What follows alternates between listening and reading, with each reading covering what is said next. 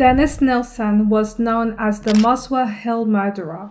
He violated and dismembered 15 young men. There may be others that are still unidentified till this day. He would prey on vulnerable young men that were homeless and unemployed. He would befriend them, put his charm on them, and promise them food, shelter, and a job later on. But little did they know that they were in the hands of a depraved monster. So let's talk about it.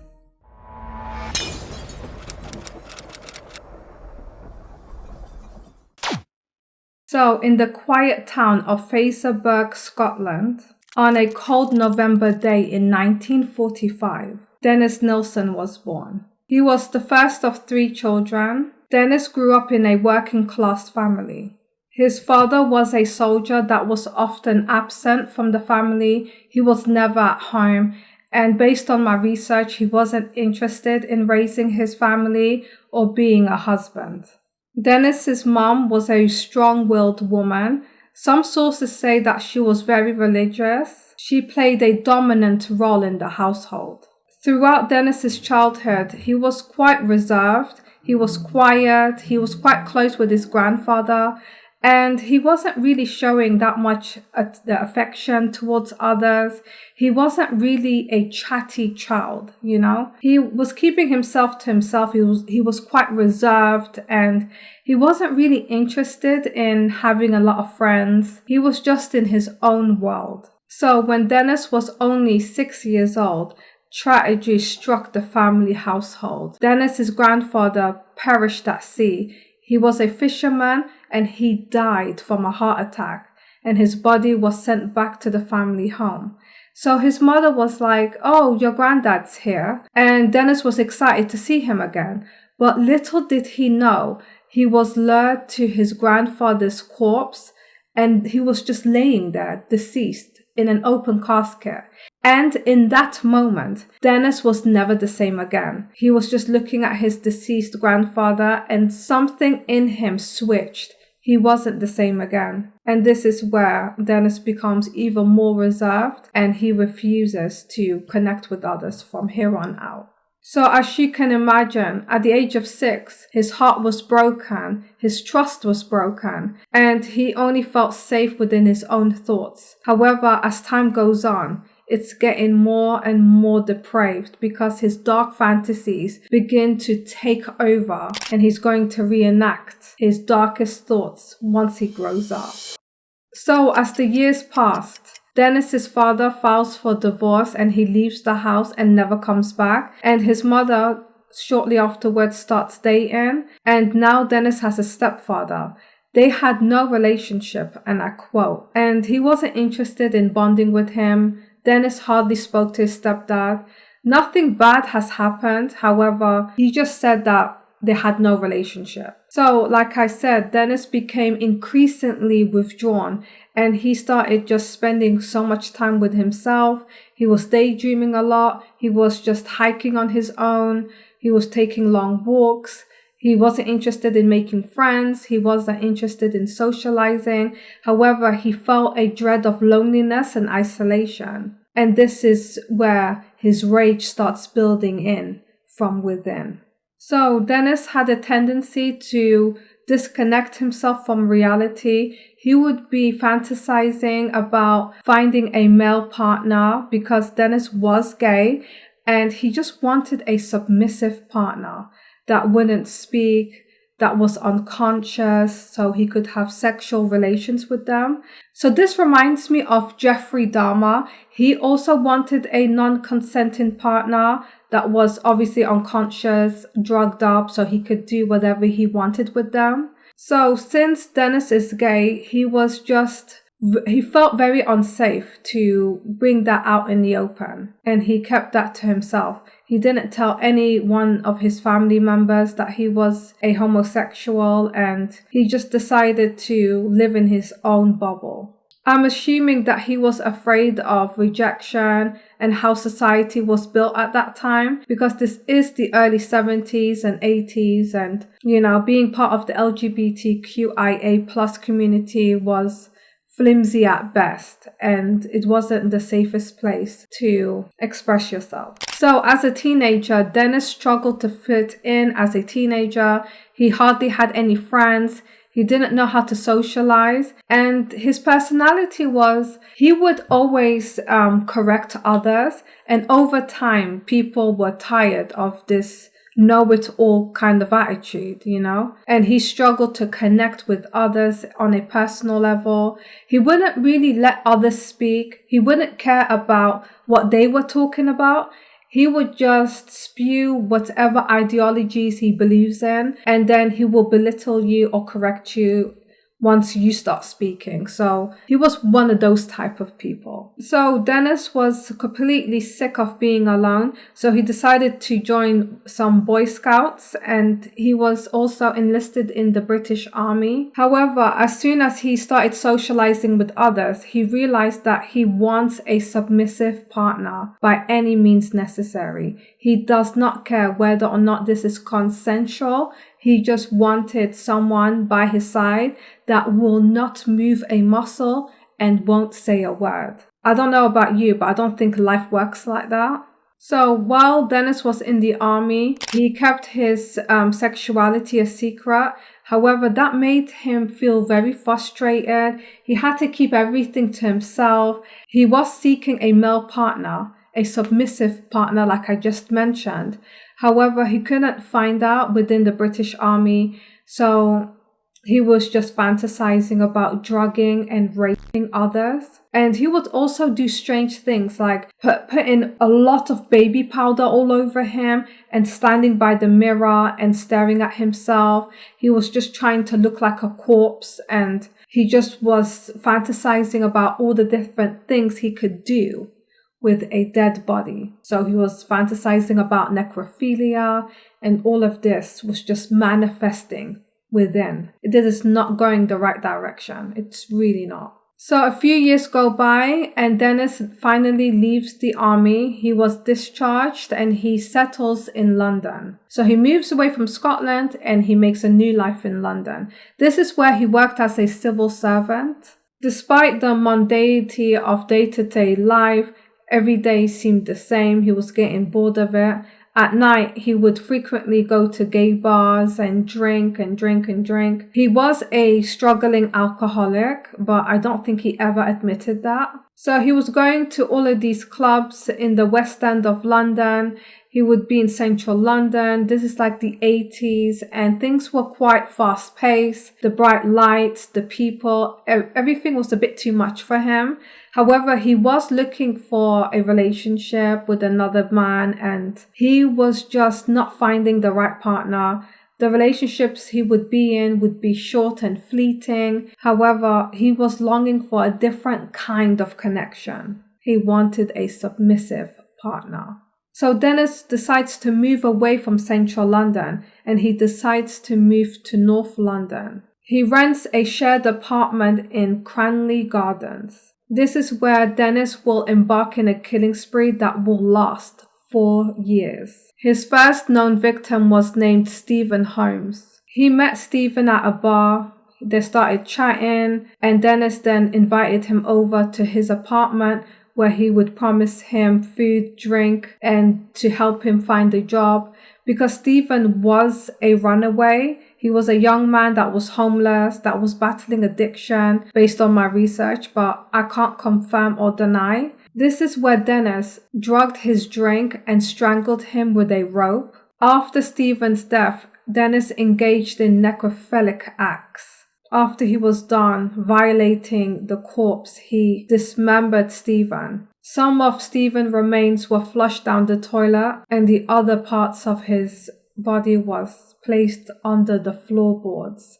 In this case, there's a lot of bodies being buried in the floorboards. I don't know what possessed him to do any of this, but why the floorboards? So I did some research, and based on what I found, this is just speculation, it's not fact.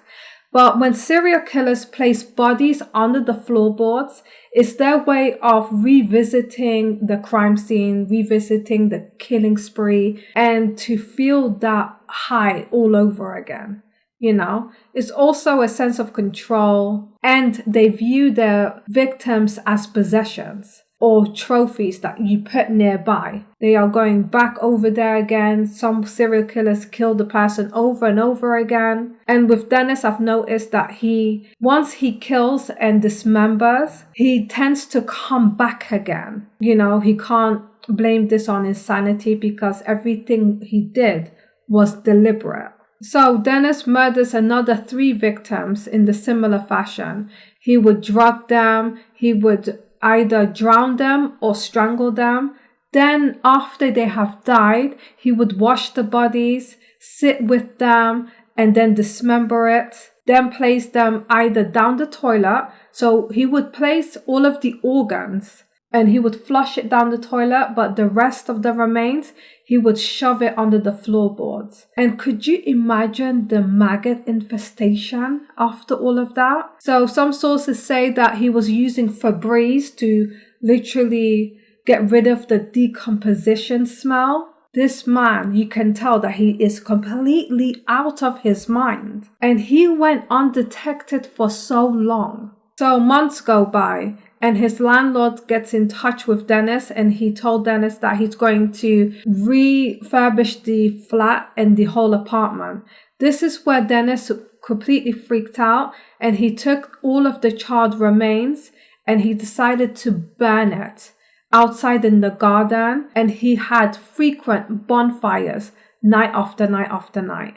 And some other sources say that he left the remains under the floorboards to further decompose. So I'm not sure what happened exactly in Cranley Gardens. Nobody really does. But he either left the corpses under the floorboards or he has gotten rid of them altogether. So over the next few years, Dennis would claim at least 15 young men that were either runaways, homeless, or addicted to drugs. He would promise them a place to live. He would promise them employment. He would entice some sort of friendship.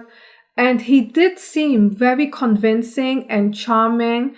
He looks like a regular man. You would never have thought that he is one of the most depraved serial killer that the UK has ever seen. What annoys me is that he has this innocent demeanor to him.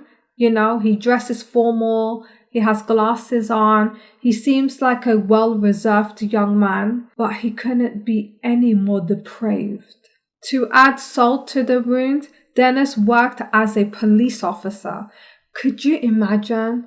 He was a police officer, but then after a few years, he just resigned. And then he decided to work as a work coach for the job center. This is where he was interviewing his victims. He was interviewing people that were unemployed, that needed help with housing, that needed support, and he exploited each and every person that was battling with addiction, that was vulnerable, that was, young and impressionable. This person literally used his position to gather his victims.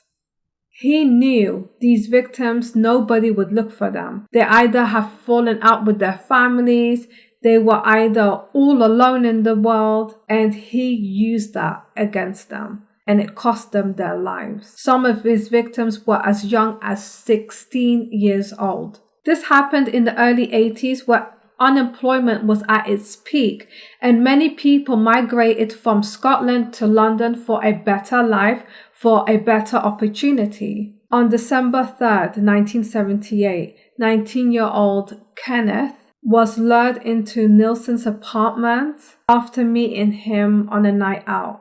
After spending some time together at his home, Dennis strangled him to death. Just like his previous victims, Dennis had sexual relations with the victim's corpse.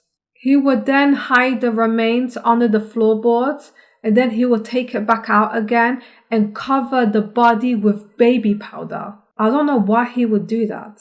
So in late 1982, 23-year-old Graham was looking for companionship, and this is where he fell into the hands of this depraved monster. Dennis invited him over. Graham agreed. same thing, different day. Dennis did comment on his murders, and this is what he felt. He felt a sense of empowerment, and he also felt a perverse fulfillment for the need of connection. There are just things that you don't do, and this is one of them. So the list of victims grew. 16-year-old Martin Duffy and 20-year-old John Howlett. Dennis's brutal methods will remain constant. He would either strangle them or drown them in a bucket. He would wash the bodies. He would strip it naked, and then he would perform necrophilic acts on them. This person is just disturbed, and that would be an understatement. So Dennis's victims were often young men that society overlooked. There would be homeless young men. They would be runaways, those that are struggling with addictions. All of his victims were vulnerable and they were out in the open. And Dennis was saying things that were too good to be true. This is where you never trust a stranger that would offer you things like a place to stay, food and drink. He will hook you up with a job. He will turn your life around. 9 times out of 10, that isn't the case, you know. And I'm not blaming the victims at all, but this is just a safety precaution. Just what gets under my skin is that he went undetected for so long, and he was just aiming for those that were vulnerable, those that were desperate for a listening ear, some food and drink, you know. And they were probably living outside for long periods of time, and they just needed a break. And they thought they found it with him. So the turning point came in February 1983. This is when, strangely, Dennis called British Gas, so specifically Dyno-Rod Plumbing Services, and he told them that he has a blocked toilet. And he knew why the toilets were blocked. Obviously, he was like flushing all of the organs down the toilet. And this is where he just exposed himself. Even within his workplace, he told his colleagues, "If you don't see me tomorrow, I must be in prison." And I quote. And could you imagine the scent coming from that man? He was living with remains for many years now. I forgot to mention, one of the victims that Dennis has murdered, he didn't dismember his body. Instead, he washed the victim's body, and he sat him up straight and put him on an armchair and watched TV with it for many, many days. Up until the body started decomposing, this is where he decided to dismember the body. So when I told you at the beginning that he was looking for a submissive partner, that's what he wanted. So back to Dennis and his blocked toilet. So the plumber arrives and he goes outside of the property and opens up a manhole cover. And what he has found was absolutely horrifying. And he had no choice but to call the police. He recognized those were human remains. He found organs upon human bones. The stench, he knew something terrible has happened. He just called the police, like rightfully so. And when the plumber asked Dennis, like, what is stuck in your toilet? He just said, "Oh, I flushed some KFC down the toilet." He blamed this on KFC. So fast forward, during his trial in 1984, Dennis had the audacity to plead not guilty. He pleaded not guilty. Is he out of his mind? Obviously he is, but he pleaded not guilty. He tried to go for the insanity plea. He was trying to claim diminished responsibility. However, the evidence against him was overwhelming. Nobody was dealing with his bullshit any longer. The courtroom was filled with media and curious people that wanted to take a look at the most notorious serial killer. People were fascinated. People were outraged. People were disgusted. People were actually creeped out. Because a lot of people knew him in passing and never did they thought he was capable of doing all of this. People really had a lot of problems trying to comprehend why someone would do something like this. Ultimately, Dennis Nilsen was convicted of 6 counts of murder and sentenced to life in prison. He was serving a whole life tariff and he will never come out. So life behind bars did not silence Dennis. He was having multiple interviews and a lot of criminologists were very, curious about him and they wanted to interview him. They wanted to study him. He wrote an unpublished book regarding the murders and why he did it. On May 12, 2018, Dennis passed away in prison from natural causes. He had some sort of aneurysm, I believe, and it was quite painful. Nobody truly will understand why he would do such a terrible, terrible thing, why he would claim the lives of people that were vulnerable. He has ruined many people's lives, especially the victims' families. The way he has tortured, murdered, and even after death, violated their remains. He is exactly the reason why we don't talk to strangers. We don't trust people, no matter how friendly they seem. We really don't know the intentions behind people, and human behavior in general is a complex thing. There's a reason why we tell our children to not accept anything from strangers. In a way, we need to get things done on our own. But what if you're falling behind economically?